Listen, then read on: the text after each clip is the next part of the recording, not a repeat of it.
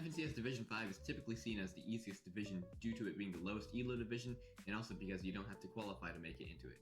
However, there are a couple of aspects of Division 5 that make it harder than any other division, one of these being that there are no points granted for eliminations.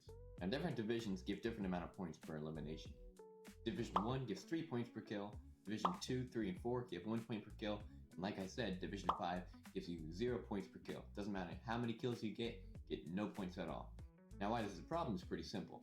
What makes this hard is that even though it is a really low elo, and the people that you're going against are a lot worse than they would be in the higher divisions, killing people gives you no benefit other than siphon and loot, so taking the fight is practically pointless. And that's not to mention that if you need a really big game to qualify for the next round, the max amount of points you can get is 65 because that's what's given for placement if you win the game. Doesn't matter how many kills you get, again. What usually ends up happening is the games and really the whole tournament ends up getting dominated by players that either had a bad qualifying day to get into a division or they just didn't play in one at all. And now why this feature of Division 5 actually makes sense, the people in Division 5 are on average a lot worse than Division 4, 3, 2, and 1 just because either they didn't play in it at all, which means that they didn't care as much typically, or they just didn't qualify. And that's why the higher the division, the more points are granted for an elimination. Another thing that makes it harder to get out of Division 5 that other divisions don't have is the sheer amount of players playing in Division 5. In the most recent Division 5 first round, there were 8,500 teams, whereas in even Division 4, there are only 2,000. Now why this makes it harder is because even compared to Division 4, that's 6,500 extra teams that you're going against that also are trying to qualify for the top 300. The last thing I want to mention that makes Division 5 hard is the players you're going against. Now, I don't mean that they're better than they are in the other divisions because most players in Division 5 are worse than they are in the other divisions. What I mean is how smart the players are.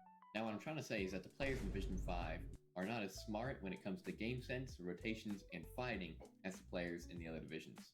Now, as a problem as a player and a team really is because a lot of players and teams will either not know that getting kills doesn't get you any points, or they won't care and they'll push you or they'll con you off the drop. You ever hear pros not want to get conned off the drop or even pushed mid-game? It's not because they're worse than the player or the team they're going against, because there's always the chance that they can lose that fight, whether it be because they have worse loot or because the opponent gets a quick hit at the start of the match. And this especially applies to off the drop because this is when you as a player and a team is especially vulnerable. You just landed, you probably don't have much health, and you probably don't have that good of a gun. And if you're conned, there's a chance that the person that conned you has a good weapon or has health or some sort of advantage over you that you can't overcome. Now, all in all, I hope I don't sound like I'm complaining about Division 5 being completely harder than other divisions because it's not. But in some ways, it is harder in the ways that I mentioned. And again, if you found this video helpful, I'd appreciate you subscribing. Thanks for watching.